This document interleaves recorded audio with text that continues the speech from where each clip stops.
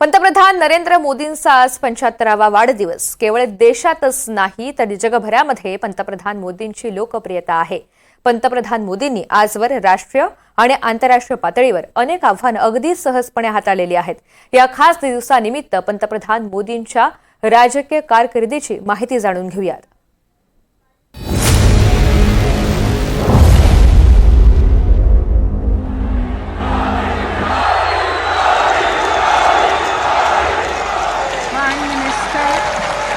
श्री नरेंद्र दामोदर दास मोदी। मैं नरेंद्र दामोदर दास मोदी ईश्वर की शपथ लेता हूं कि विधि द्वारा स्थापित भारत के संविधान के प्रति सच्ची श्रद्धा और निष्ठा रखूंगा। भारत की प्रभुता और अखंडता अक्षुण्ण रखूंगा।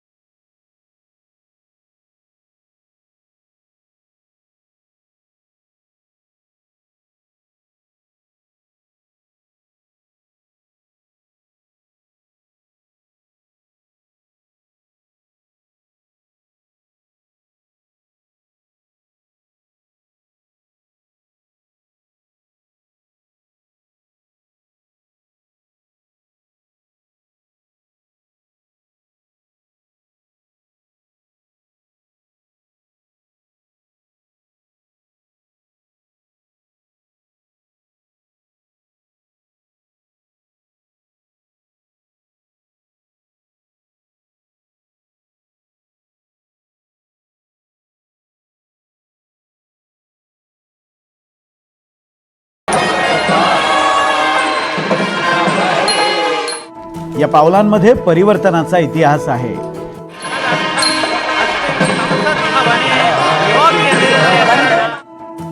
या चेहऱ्यामागे राजकारणाच्या अनेक कथा आहेत.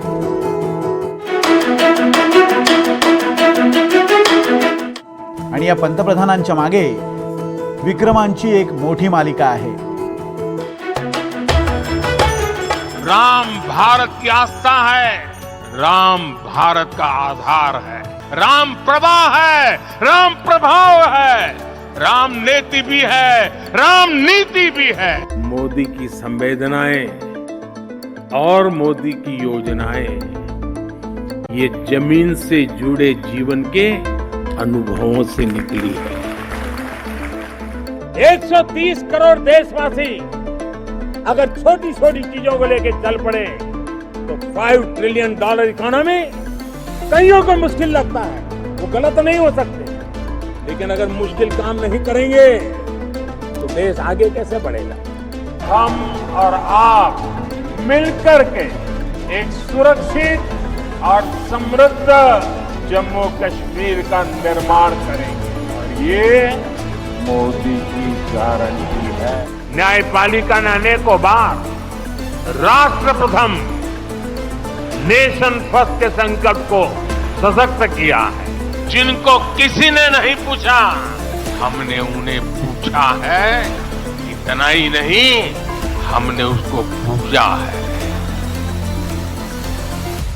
एकदा सुरुवात केली की त्याचा सुयोग्य शेवट करायचाच या ध्येयवादी विचारांनी पछाडलेला पंतप्रधान म्हणून नरेंद्र मोदी यांची ओळख निर्माण झाली आहे. गेल्या 25 वर्षाच्या कारकिर्दीत नरेंद्र मोदी यांनी सामाजिक, राजकीय आणि आर्थिक क्षेत्रात प्रगतीचे नवे नवे विक्रम नोंदवलेत.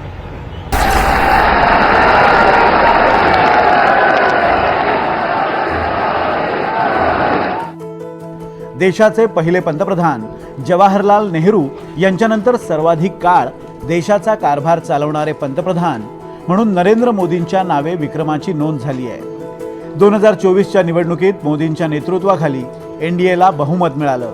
त्यामुळे 2029 पर्यंत पंतप्रधान म्हणून काम पाहण्याची जबाबदारी नरेंद्र मोदींच्या खांद्यावर आहे. अर्थात यामुळे ते देशाचे सर्वाधिक काळ पंतप्रधानपदी असणारे दुसरे नेते होणार आहेत. गेल्या 11 वर्षाच्या पंतप्रधान पदाच्या कारकिर्दीत इतिहासाचा सन्मान झालाय, वर्तमानाच्या शक्तीचा आदर झालाय आणि भविष्यातील शक्यतांचा अंदाज घेण्यात आलाय.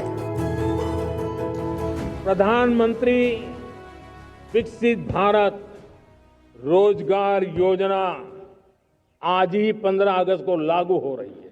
पहली नौकरी पाने वाले नौजवान को बेटे बेटी को 15,000 रुपया सरकार की तरफ से दिए जाएंगे।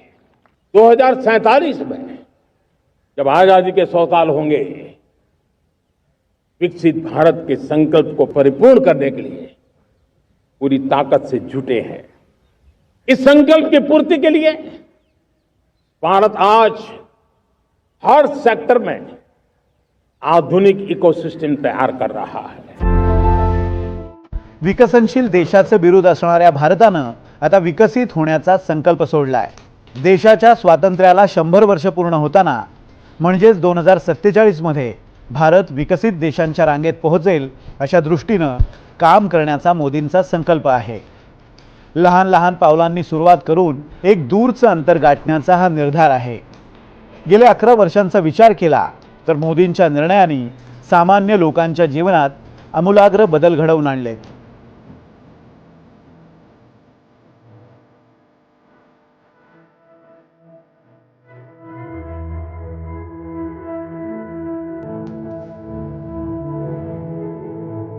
अन्न, वस्त्र आणि निवारा या मानवाच्या 3 मुख्य गरजा पूर्ण करण्यासाठी सरकारनं पावलं उचलली आहे।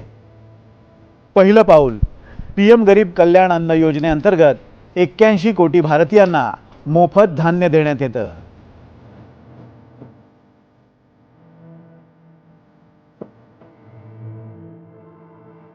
दुसरं पाऊल लोकांच्या खिशात पैसे यावेत यासाठी लहान व्यावसायिकांना पीएम मुद्रा आणि स्टँड अप योजनेअंतर्गत स्वस्त कर्ज दिलं जातं।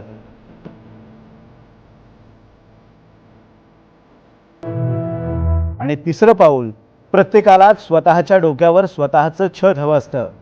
पंतप्रधान निवास योजनेअंतर्गत 4 कोटीपेक्षा जास्त गरिबांना पक्की घरं देण्यात आली आहे। आपने मोदी को वोट दिया, मोदी को बिठाया, अनाज के सारे गोदाम खोल दिए और आज देश में मुफ्त राशन की योजना चल रही है। इस देश के मालिक यही है। इस देश का खजाना इन्हीं लोगों के लिए है। ये नहीं खाएंगे तो कौन खाएगा? धरती इधर की उधर हो जाए, आपको मुफ्त राशन मिलने से कोई रोक नहीं सकता, क्योंकि ये मोदी की गारंटी है। पिछले 11 साल में 4 करोड़ से अधिक गरीबों को पक्के घर बनाकर दे दिए गए और हमने सिर्फ घर यानी 4 दीवारें नहीं दी, बल्कि उन घरों के साथ गरीब को उसका स्वाभिमान दिया।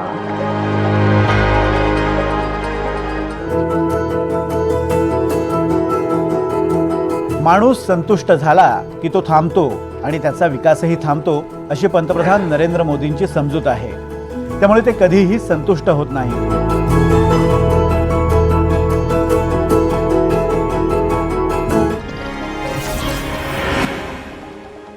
कोई कहता है कि बेसब्री बुरी चीज है, तो मैं समझता हूं कि अब वो बूढ़े हो चुके हैं।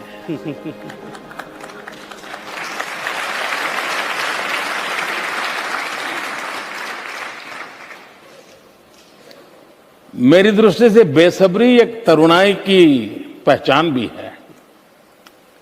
और आपने देखा होगा जिसके घर में साइकिल है उसका मन करता है स्कूटर आ जाए तो अच्छा है, स्कूटर है तो मन करता है यार 4 व्हीलर आ जाए तो अच्छा है। ये अगर जज्बाई नहीं है तो कल साइकिल भी चली जाएगी तो कहेगा छोड़ो यार बस पे चले जाएंगे, तो वो जिंदगी नहीं है। और मुझे खुशी है कि आज 125 करोड़ देशवासियों के दिल में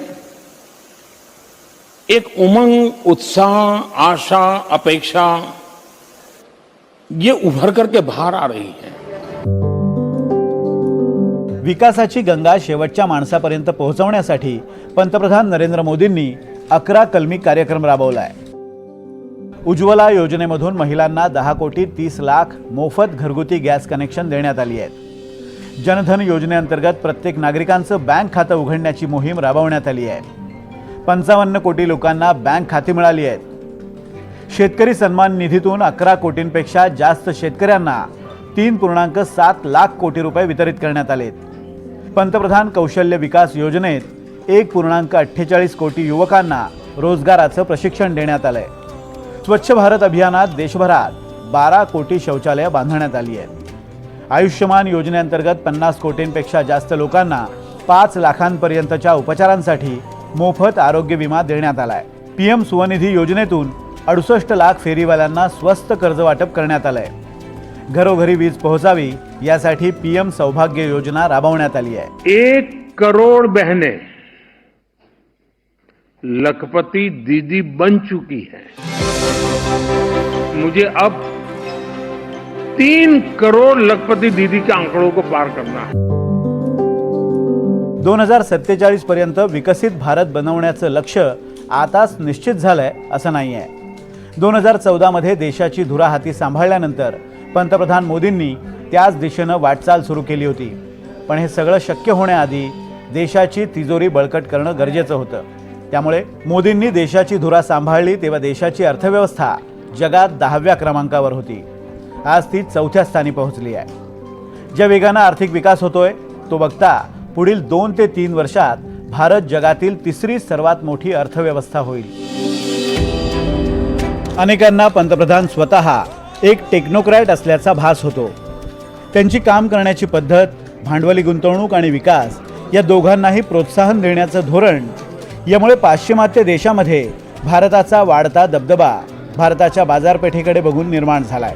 आज भारत दुनिया की फास्टेस्ट ग्रोइंग मेजर इकोनॉमी है। पिछले 11 इयर्स में हमारी इकोनॉमी 10वें नंबर से टॉप 5 में पहुंच गई। हम बहुत तेजी से टॉप 3 इकोनॉमी बनने की ओर आगे बढ़ रहे हैं। ये स्पीड हमें कैसे मिली है? ये स्पीड हमें रिफॉर्म, परफॉर्म, ट्रांसफॉर्म की स्पिरिट से मिली है। मैं मानती हूँ इस सरकार प्राइम मिनिस्टर मोदी जी के नेतृत्व में लगातार पब्लिक इन्वेस्टमेंट करने में और हमारे पब्लिक सेक्टर का रोल बढ़ाने में और हमारे पॉलिसी जैसे डिसइन्वेस्टमेंट के पॉलिसी हो, इन सब के कारण हम इकोसिस्टम तैयार कर रहे हैं कि ज़्यादा इन्वेस्टमेंट इस देश में हो। मौका भारत में है और फास्टेस्ट ग्रोइंग हम इस साल भी हैं, आने वाले साल भी रहने वाले हैं और पूरे दुनिया देख रही है भारत की ओर। 2014 मध्ये पंतप्रधानपदी नरेंद्र मोदींनी कामकाज हाती घेतलं त्यावेळी रुपयाचं मोठं अवमूल्यन होत होतं। एकीकडे रुपयाची घसरण रोखण्याचं लक्ष्य आणि दुसरीकडे अर्थव्यवस्था बळकट करायची होती। लोकांचं जीवनमान सुधारायचं होतं। देश आत्मनिर्भर बनवण्यासाठी मेक इन इंडियाद्वारे खास प्रयत्न सुरू झाले। स्वयंरोजगारासाठी स्टार्टअप इंडिया योजना सुरू झाली। भारतमाला आणि सागरमालाद्वारे देशात रस्त्यांची विक्रमी बांधणी झाली। कोरोना काळात लोकांना मोफत अन्न पुरवठा तसंच 2008 मध्ये अप्रत्यक्ष करांसाठी जीएसटी लागू करण्यात आला। आणि आता पंतप्रधान मोदींनी स्वतः जीएसटी दरांमध्ये कपात करण्याची घोषणा केली आहे। हम नेक्स्ट जनरेशन जीएसटी रिफॉर्म्स लेकर के आ रहे हैं। ये दिवाली के अंदर आपके लिए तोहफा बन जाएंगे। सामान्य मानवी की जरूरतों के टैक्स भारी मात्रा में कम कर दिए जाएंगे। बहुत बड़ी सुविधा बढ़ेगी। हमारे एमएसएमई, हमारे लघु उद्यमी, इनको बहुत बड़ा लाभ मिलेगा।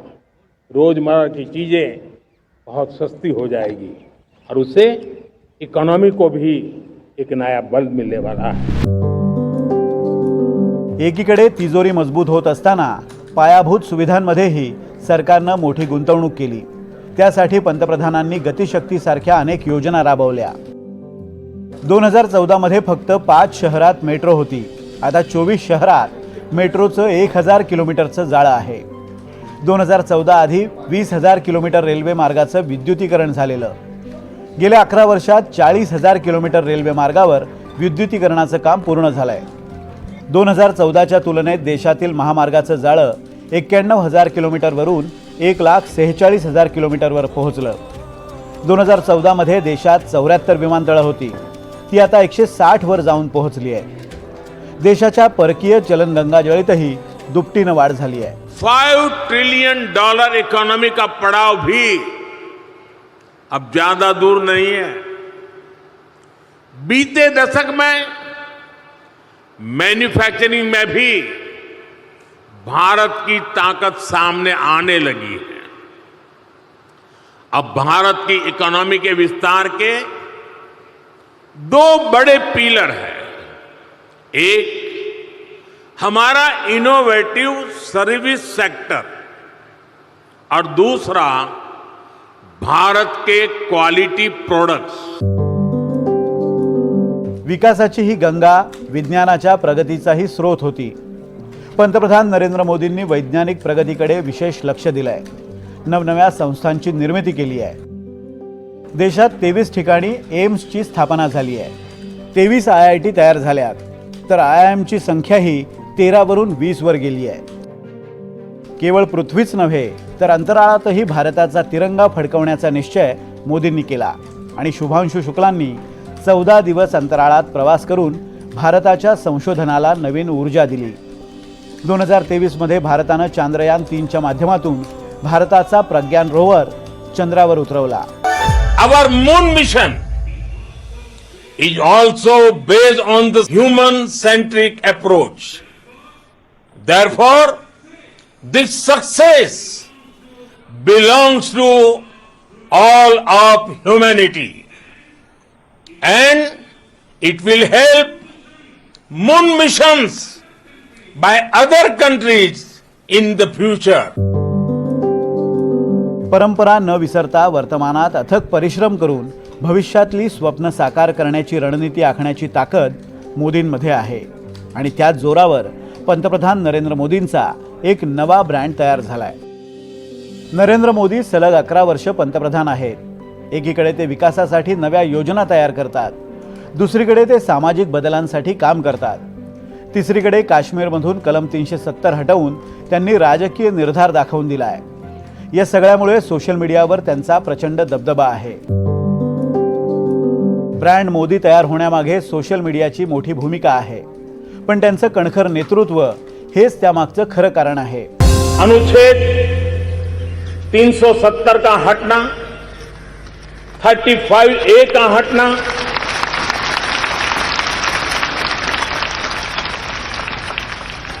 सरदार वल्लभ भाई पटेल के सपनों को साकार करने की दिशा में एक अहम कदम. भारत की दोनों सदनों ने, राज्यसभा और लोकसभा ने 2/3 बहुमत से पारित कर दिया.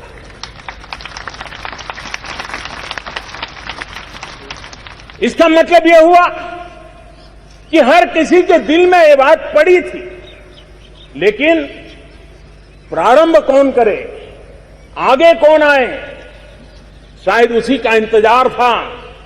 और देशवासियों ने मुझे ये काम दिया, और मैं आपने जो काम दिया है उसी को करने के लिए आया.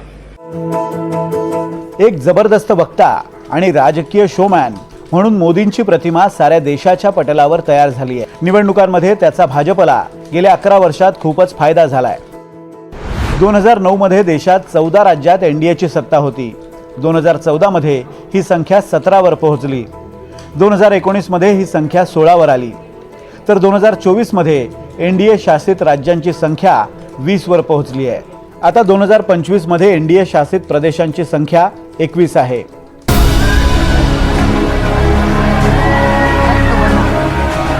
प्रधानमंत्री मोदी जी ने भारत के राजनीतिक संस्कृति में परिवर्तन लाया. जातिवाद से, भ्रष्टाचार से धत्ता दिखाकर विकासवाद, डेवलपमेंट, गांव की, गरीब की, वंचित की, पीड़ित की सेवा, उनके जीवन स्तर में परिवर्तन आए, इस बात के लिए जिस तरीके से आपके नेतृत्व में देश में काम हुआ, उसको भी यह चुनाव के नतीजे मुहर लगाते हैं। दोनों हाथ ऊपर करके मेरे साथ बोलिए, बजरंग बली की। हमने तो हमारा गरीब ना कपाळ मा चमकतो पसीनो, सोनानी जेम चमकतो देखा तो। मोदी हे केवळ त्यांच्या वक्तृत्वानंच नव्हे तर त्यांच्या संवादानं लोकांना आपलंसं करतात. जिथे जातात तिथे भाषेत लोकांशी संवाद साधण्याचा प्रयत्न करतात. पंतप्रधान भोजपुरी, बांगला आणि मराठीत भाषणाची सुरुवात करतात. स्थानिक पोशाख परिधान करतात. लोकांच्या भावनांना हात घालण्याचा त्यांचा प्रयत्न असतो. कन्नड नाडीन नन्न नमस्कार गळो. सिद्धेश्वर आणि अहल्याबाई होलकर यांच्या धरतीला मी वंदन करतो. ठाकुर बुधराम जी को गुजरात बुला करके उनका सम्मानित किया था. पाकिस्तान के अवाम को आगे आना होगा, पाकिस्तान के नौजवानों को आगे आना होगा. सुख चैन की जिंदगी जियो, रोटी खाओ, वरना मेरी गोली तो है ही. आपके द्वारा जन औषधि दवाइयां मिली, मैंने खाना सुन लिया और मेरी दवाइयां जो है 5,000 की आती थी. तो कभी भावुकता के समंदर में लोगों को भिगोते जाते हैं अपने रूंधे गले और आंसुओं से. मैं अपने खर्चा और फल फ्रूट वगैरह खाती हूँ. और मैं मोदी जी, मैंने ईश्वर को तो नहीं देखा, लेकिन मैंने आपको ईश्वर के रूप में देखा है. आपको बहुत बहुत धन्यवाद.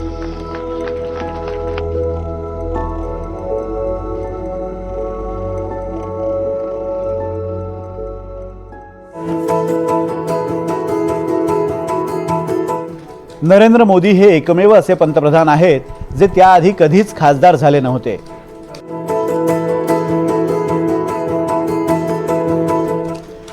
ते एक असे नेते आहेत जे आधी मुख्यमंत्री झाले आणि नंतर आमदार झाले. एक असे पंतप्रधान आहेत ज्यांच्या हातात गेल्या 11 वर्षांपासून जगातल्या सर्वात मोठ्या लोकशाही देशाच्या कारभाराची दोरी आहे.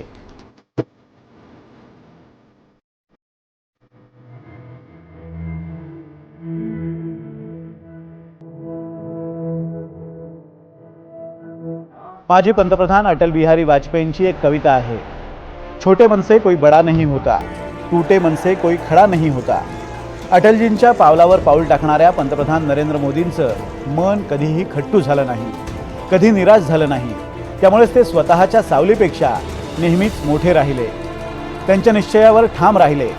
गेल्या 11 वर्षात देश जगातल्या सर्वोच्च पातळीवर नेण्याच्या ध्यासानं पावलं टाकत राहिले.